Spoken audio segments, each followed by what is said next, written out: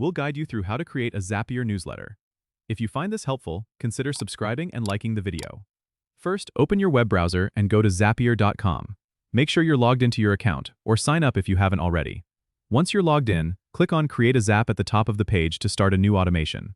In the Trigger field, search for the app where your email list is stored, like Google Sheets or Airtable, and select it.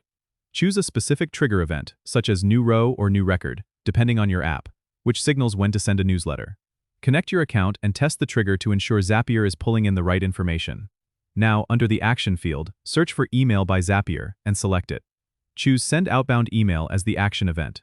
Fill in the necessary details like the recipient's email address, subject line, and the body of your newsletter. You can personalize the email using data from your Trigger app, for example, inserting the recipient's name dynamically. Make sure to test this action to see a sample email sent to your address. Check the formatting and content to ensure everything looks good. Finally, give your Zap a name at the top of the page and click Turn on Zap to activate your newsletter automation.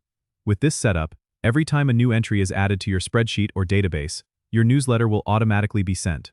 Don't forget to subscribe and comment if this helped you out.